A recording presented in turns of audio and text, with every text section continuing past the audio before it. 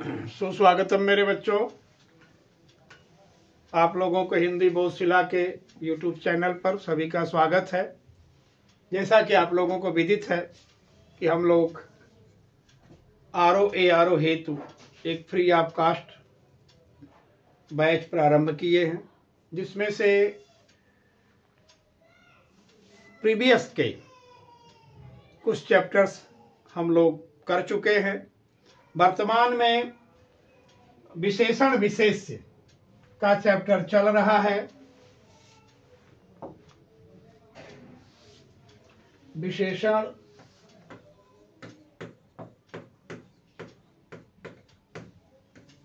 विशेष्य का चैप्टर चल रहा है मेरे बच्चों।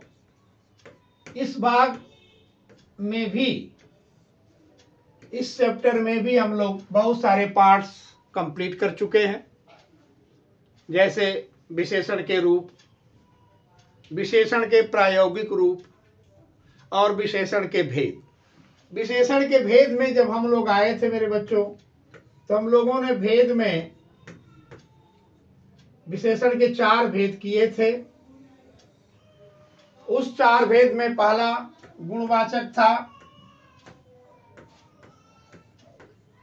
गुणवाचक पुनः हमने प्रारंभ किया था सार्वनामिक।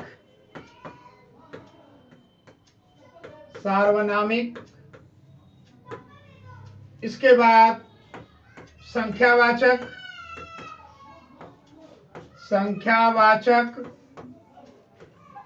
तदुपरांत परिमाणवाचक।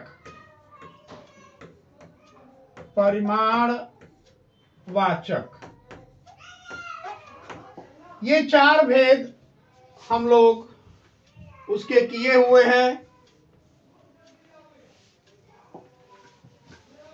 विशेषण विशेष में विशेषण के 4 भेद किए हुए। ये पार्ट अभी अब हम लोगों का अलग है, ठीक है। तो विशेषण के भेद में 4 पार्ट, जिसमें गुणवाचक विशेषण कंप्लीट हो चुका है, सार्वनामिक विशेषण कंप्लीट हो चुका है। इस समय वर्तमान में हम लोग संख्यावाचक विशेषण पर परिचर्चा कर रहे हैं। अब हम लोगों का जो क्लास प्रारंभ होने जा रहा है वो क्लास संख्यावाचक का है।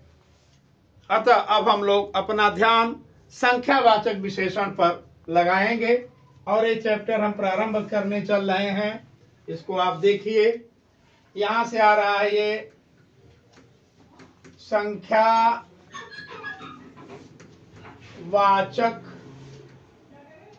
विशेषण।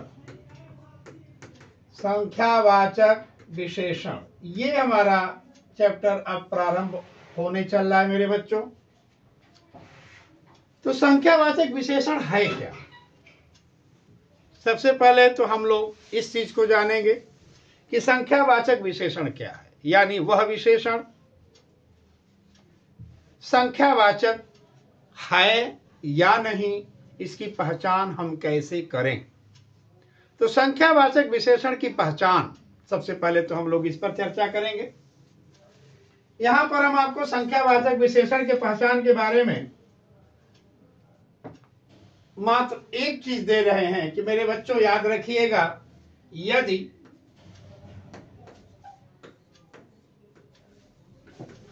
इकाई मीन्स विशेष्य, यदि इकाई मीन्स विशेष्य गणनीय है,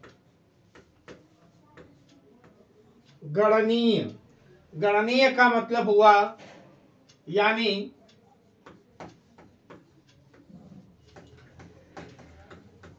जिसकी गणना की जा सके, जिसकी गणना की जा सके। ठीक मेरे बच्चों, यदि विशेष्य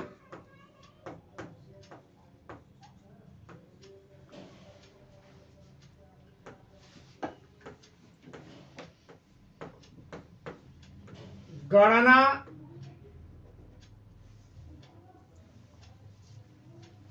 लायक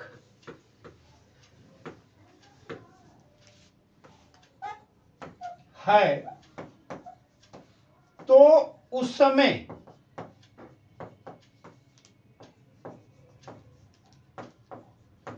लगने वाला विशेषण, तो उसमें लगने वाला विशेषण संख्यावाचक होगा, संख्यावाचक होगा। ये आपके सामने है मेरे बच्चों, इस पर ध्यान दीजिएगा। सबसे बड़ा आपको यहां पर ध्यान क्या देना है कि यदि विशेष गणनीय है, यानी वह विशेष गणना के लायक है, गणना किया जा सकता है, तो वे सारे के सारे संख्यावाचक विशेषण की कोट में आएंगे। जैसे हमने यहां लिख दिया, जैसे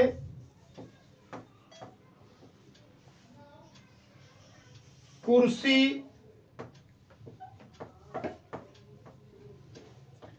टेबल,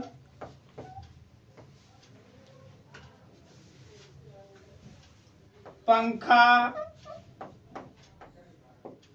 मोबाइल,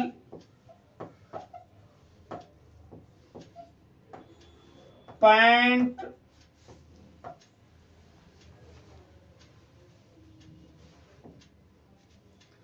शर्ट, रुमाल,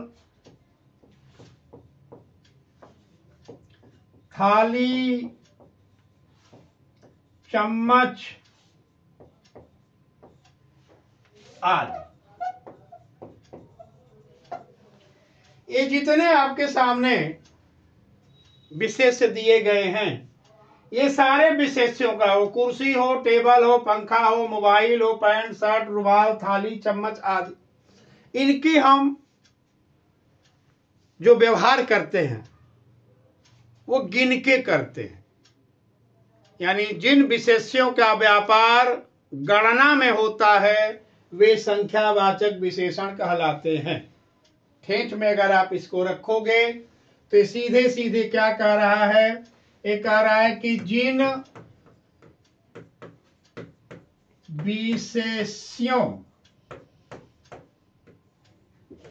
का व्यापार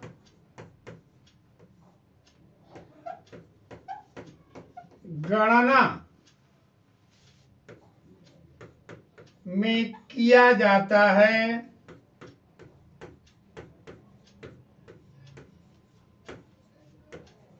उन्हें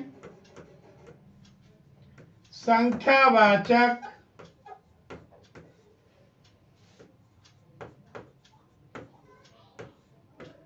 विशेषण के कोटि में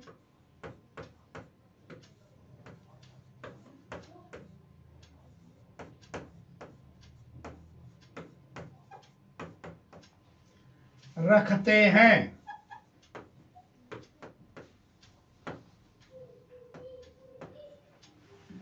ठीक मेरे बच्चों, जिन विशेष्यों का व्यापार गणना में किया जाता है उन्हें संख्यावाचक विशेषण के कोट में रखते हैं। जैसे मैं आपको यहाँ कुर्सी, टेबल, पंखा, मोबाइल, पैंट, रुमाल, थाली, चम्मच आदि, आप यहां बढ़ा सकते हो। छात्र है,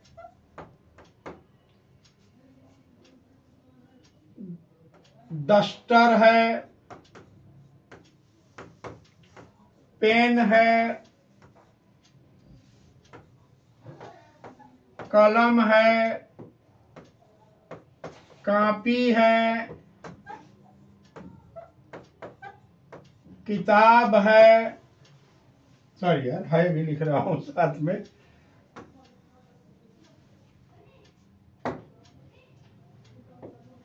किताब, जूता, मोजा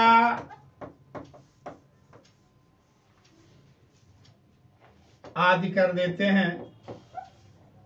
इस प्रकार के जो पदार्थ हमारे ये इकाई हैं, ये सारे इकाई को हम लोग चाहे खरीदते हैं, चाहे बेचते हैं, चाहे लाते हैं, चाहे ले जाते हैं, उनके साथ हम गणना का ही व्यवहार करते हैं, गिन करके ही उनका व्यवहार करते हैं।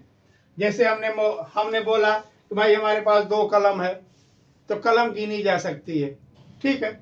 हमने बोला कि भाई कक्षा में 10 छात्र हैं, तो छात्र गिने जा सकते हैं, इनके नाप या तौल से इनका हम व्यवहार नहीं करते, ठीक है।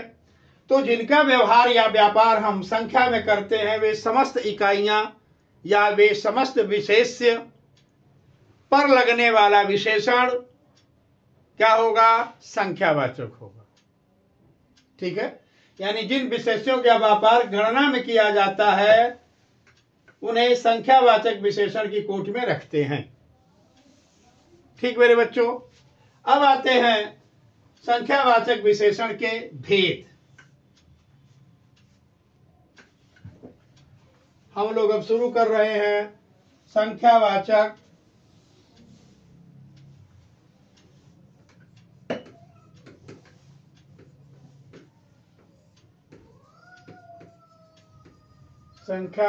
विशेषण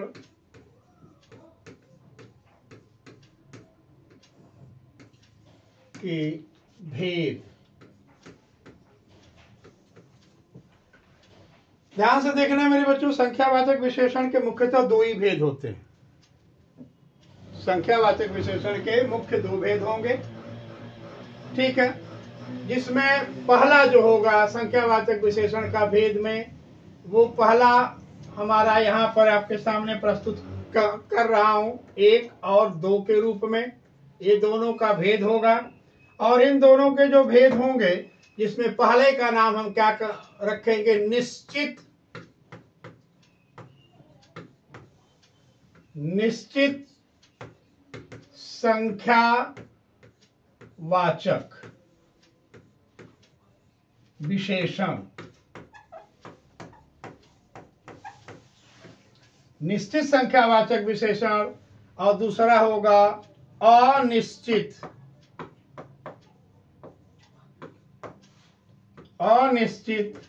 संख्यावाचक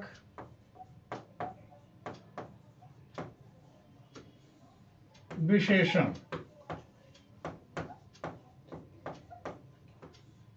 2 भेद हैं मेरे बच्चों इनके, निश्चित संख्यावाचक और अनिश्चित संख्यावाचक। गौर का विषय यह है, अब निश्चित और अनिश्चित को तो अच्छे से आप जान रहे हैं कि जिन विशेष्यों की संख्या निश्चित है वे निश्चित में आएंगे, और जिन विशेष्यों की संख्या निश्चित नहीं है वे अनिश्चित में आएंगे। निश्चित में आने वाले संख्या, जैसे हमने बोले कि भाई 10 कुर्सियां ला दो, 5 थाली वहां रख दो, 1 कलम ले आइए, या 10 पेंसिल लाकर यहां रख दो। तो जितने भी हमने विशेष बताए, वे सारे के सारे विशेष गणनीय हैं, उनकी गणना किया जा सकता है, और वो गणना निश्चित संख्या में आ रही है। तो अगर किसी विशेष का विशेषण निश्चित संख्या में है, तो हम उन्हें कहेंगे निश्चित संख्यावाचक विशेषण, और अगर अनिश्चित संख्या में है तो अनिश्चित संख्यावाचक विशेषण होंगे। इनमें भी कुछ रूप चलते हैं मेरे बच्चों, इनमें भी भेद होते हैं। इनके भी 2 भेद हैं, अनिश्चित में और निश्चित, और इनको देखे जाएगा तो इनमें भी 2 भेद आएगा। एक पूर्ण निश्चित संख्या, और दूसरा आएगा अपूर्ण निश्चित संख्यावाचक।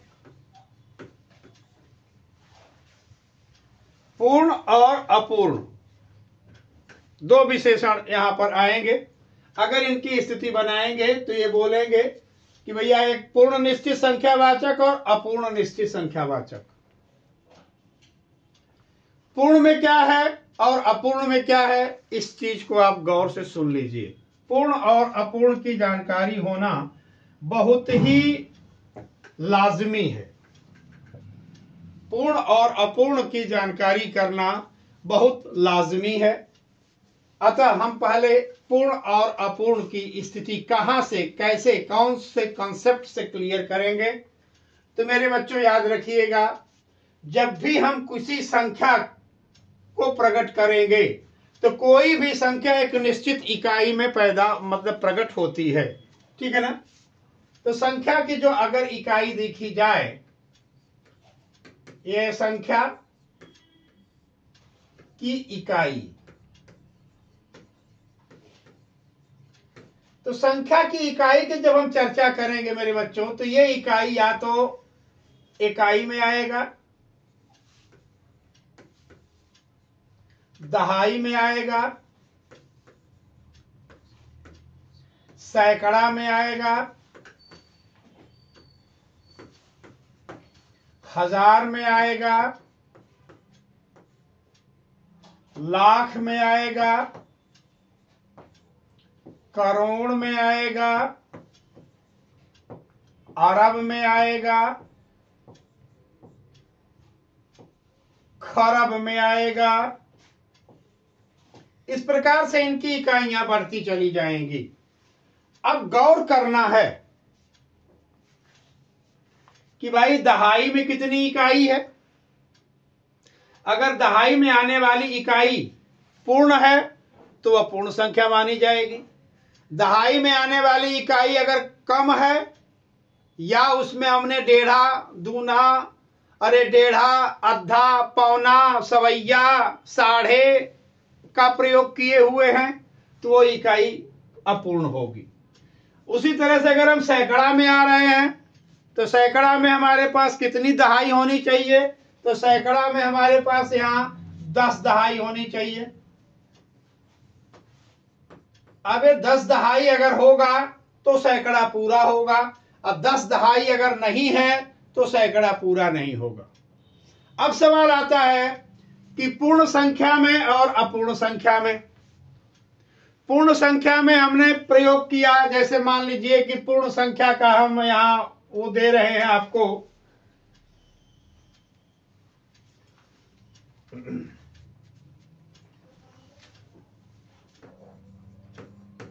यहां पूर्ण संख्या है और ये अपूर्ण संख्या है।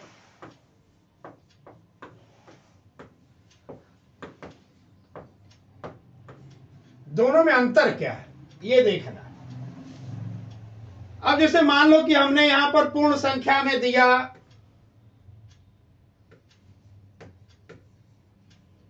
1500 और यहां हमने अपूर्ण संख्या में बता दिया 1500। मेरे बच्चे ध्यान देना इसमें, यहां हमने इकाई प्रयोग किया किसको, 100 को, और यहां हमने इकाई प्रयोग किया क्या, 1000। वहां 100 प्रयोग किया हूं, यहां 1000 प्रयोग किया हूं। अब देखना है कि 1000 में कितनी दहाइयां आएंगी और सैकड़े में कितनी दहाइयां आएंगी। तो यहां हमको 15 दहाई चाहिए, यहां हमें कितनी दहाई चाहिए, 15 दहाई चाहिए। अरे 15 की 15 दहाई यहां पूरी है क्योंकि 100 है। अब यहां हमको दे लेना है 1000। 1000 में हमें सैकड़ा कितना चाहिए, 1000 में सैकड़ा कितना चाहिए, 10।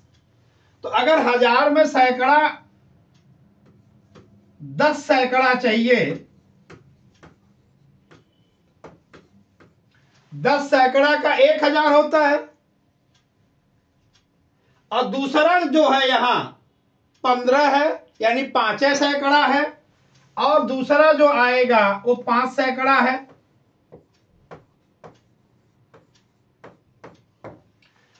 तो अब 10 सैकड़ा ये हो गया, 5 सैकड़ा, यानी ये 10 होता, ये भी 10 होता, ये भी, तो यहां कितना होता, 2000 हो जाता। तो 2 तो पूरा है नहीं मेरे बच्चों यहां। तो 1000 की इकाई एक पूरी है, एक आधी है। अतः हमने क्या लगा दिया यहाँ 1.5। तो 1000 की इकाई पूरी न होने के कारण इसको हम कहेंगे अपूर्ण संख्या। और इसी चीज को जब हमने सैकड़ा में परिवर्तित किया तो सैकड़े में जितनी दहाई चाहिए वो हमारे पास है, तो ये सैकड़े की संख्या पूरी है, इसलिए हमने यहां पर क्या कर दिया, पूर्ण संख्या। ठीक इसी तरह से अगर मैं यहां पर लिखूं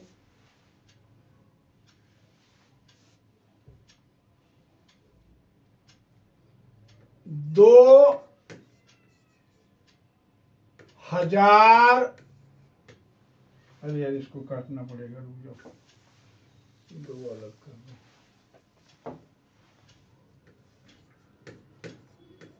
दो।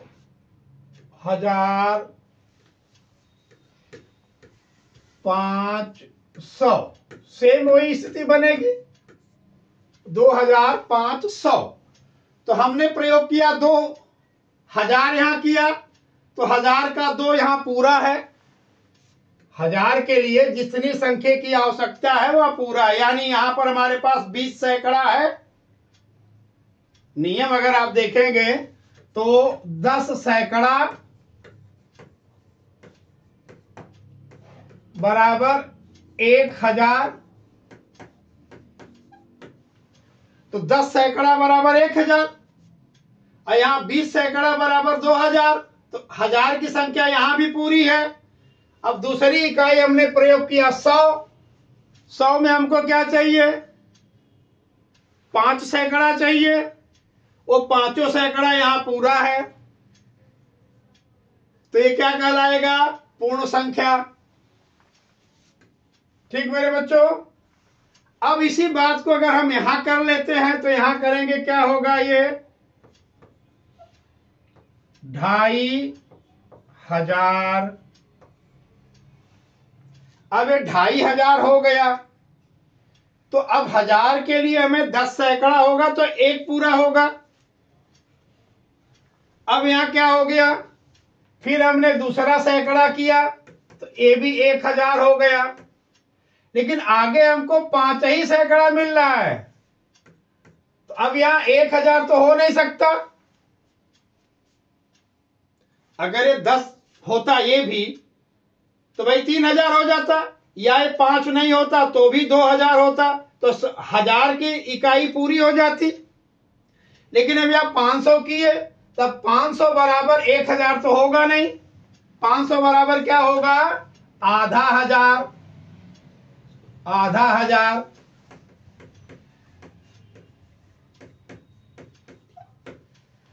तो देखिए यहां पर 2500 में क्या है कि 2500 में 1000 की 2 संख्याएं तो पूरी हैं, लेकिन तीसरी संख्या आधी है, तो आधी होने के कारण हम इसको क्या बोलेंगे, अपूर्ण संख्या।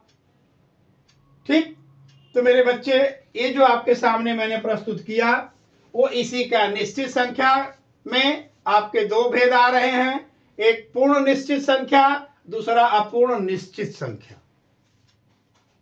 अनिश्चित नहीं है, वो भी निश्चित है, लेकिन उस निश्चितता में प्रयोग की गई इकाई, ये जो आप देख रहे हैं अरब खरब करोड़ लाख हजार सैकड़ा दहाई, ये जो आपका परिमाप है वो परिमाप अपने पूरी दशमलव को लेकर के नहीं आ रही है, उसमें कुछ आधा रह जा रहा है, कुछ सवा रह जा रहा है, कुछ पौना रह जा रहा है। तो इस तरह की जब किसी संख्या के साथ, जैसे मान लो कि 150, अब 150 का मतलब होगा 150, 150 अगर करेंगे तो निश्चित संख्या है, 150 करेंगे तो क्या हो जाएगा, अपूर्ण संख्या है। अगर हमने यहां पर लिखा 1000, 2000 अगर किया मैं तो पूर्ण निश्चित है, और अगर इसी में हमने 1500 कर दिया, भाई 2500 कर दिया, तो क्या हो जाएगा, अपूर्ण निश्चित हो जाएगा। तो ये आपके सामने इकाई है, इस पर आपको ध्यान रखना है कि यदि प्रयुक्त की गई इकाई अपने परिमाप में पूरी है तो कहलाएगी पूर्ण निश्चित संख्या। अगर प्रयुक्त की गई इकाई अपने परिमाप में कमतर है तो कहलाएगी अपूर्ण संख्या, दोनों ही निश्चित होंगे। ठीक है ना। तो आप यहां पर ये लिख सकते हैं इनके बारे में कि यदि प्रयुक्त की गई इकाई अपने परिमाप में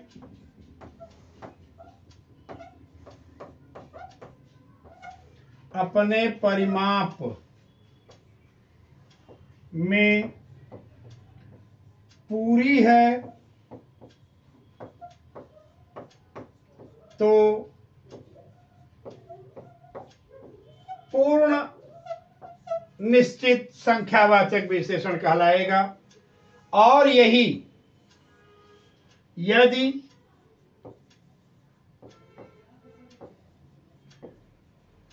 प्रयुक्त की गई इकाई अपने परिमाप में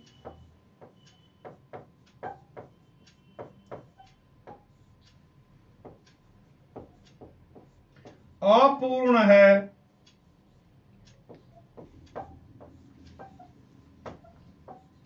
तो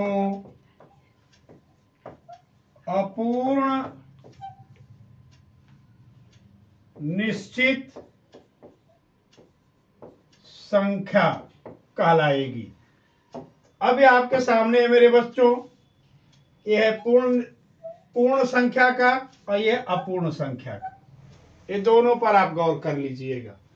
पूर्ण और अपूर्ण को जानकारी के लिए प्रयुक्त आपकी इकाई है, लेकिन याद रखिएगा पूर्ण भी निश्चित है और अपूर्ण भी निश्चित है, दोनों ही निश्चित हैं। हाँ, मात्र इकाई का पूर्ण और अपूर्णता का बात यहां पर है। संख्या हमेशा निश्चित ही रहेगी, इसकी निश्चितता में आप कोई शक शुबहा नहीं जानेंगे।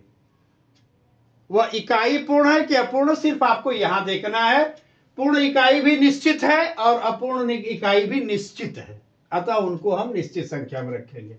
अब आते हैं अनिश्चित संख्यावाचक विशेषण को। अनिश्चित संख्यावाचक विशेषण पर जब हम चर्चा करेंगे मेरे बच्चों, तो ये अनिश्चित संख्यावाचक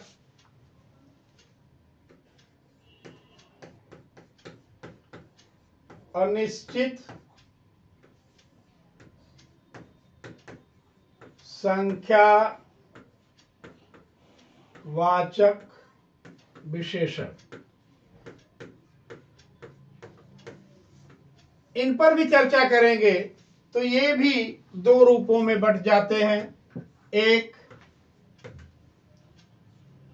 बहुवचनीय अनिश्चितता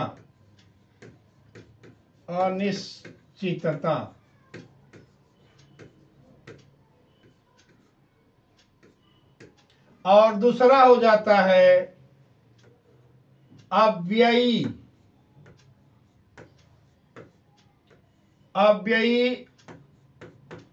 अनिश्चितता।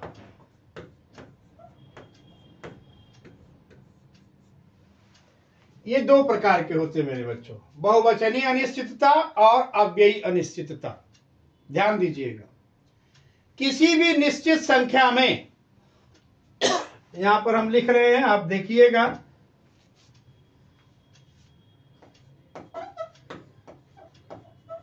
किसी भी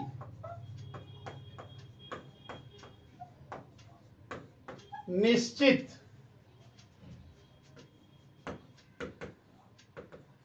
संख्या में या किसी भी निश्चित संख्या के इकाई में, आप इसको इकाई हम यहां लिख देते हैं, किसी भी निश्चित संख्या की इकाई में जब बहुवचन का जब बहुवचन का प्रयोग करते हैं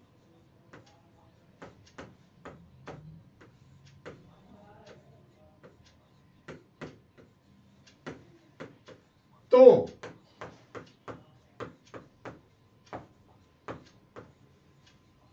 निश्चित संख्या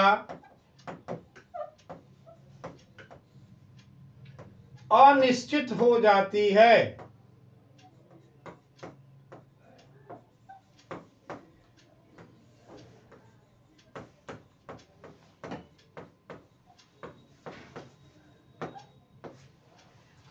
जैसे हमने यहां लिखा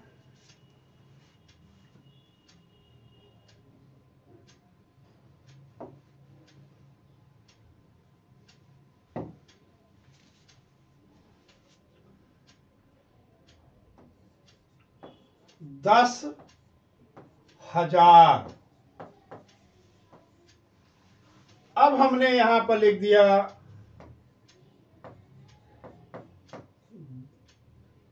10,000। ठीक, या यहां हमने लिखा 1000, तो निश्चित है कि इसमें 10 सैकड़ा है। और हमने यहां लिख दिया हजारों।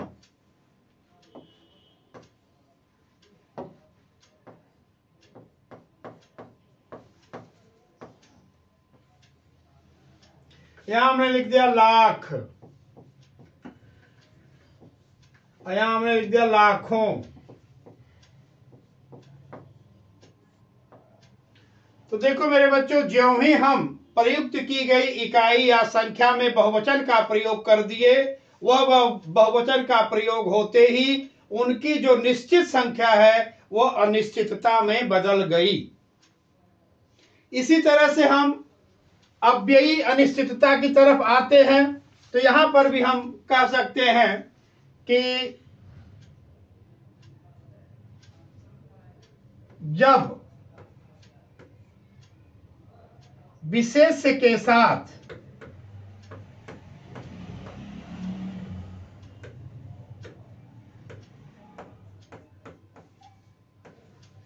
या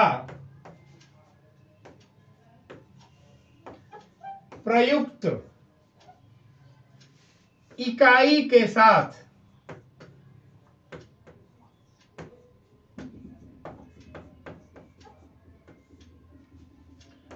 अव्यय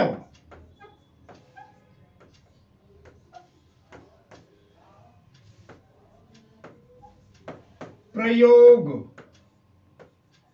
होते ही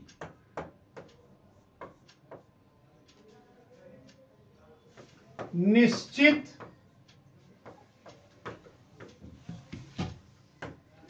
अनिश्चित बन जाता है।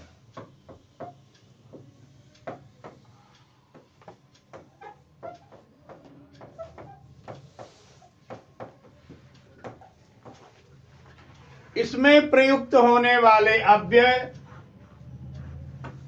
कुछ इस प्रकार से होंगे, जैसे कुछ,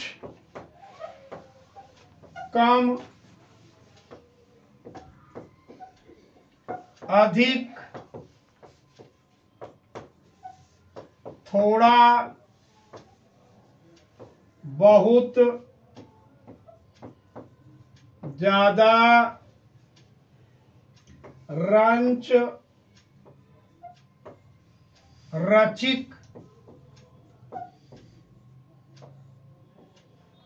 मामूली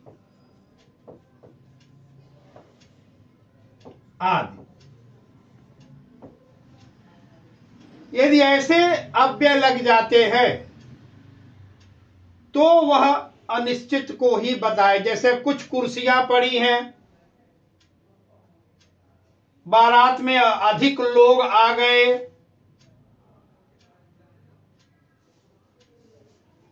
बहुत सारा कपड़ा गंदा पड़ा है, ज्यादा को ज्यादातर भी प्रयोग कर सकते हैं।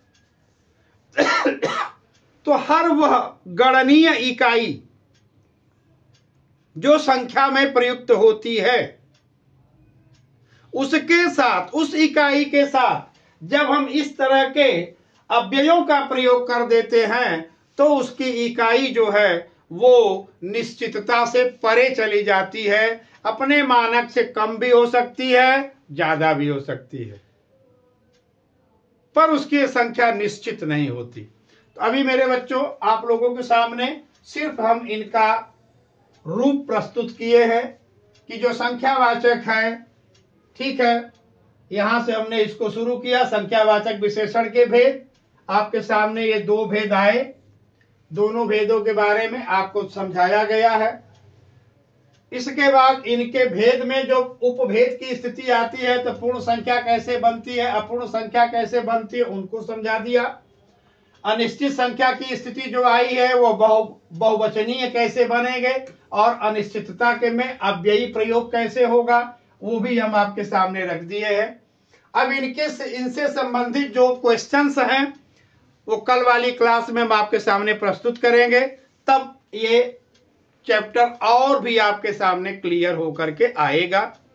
तदुपरांत हम परिमापवाचक आपका विशेषण पढ़ा करके फिर विशेषण की रचना, विशेषण की अवस्था, विशेषण के प्रयोग आदि के साथ हम विगत वर्षों के प्रश्न और कुछ अभ्यास हेतु प्रश्न यहाँ आप लोगों को प्रस्तुत किया जाएगा। ठीक मेरे बच्चों, आप लोग चैनल को अच्छे से देखें।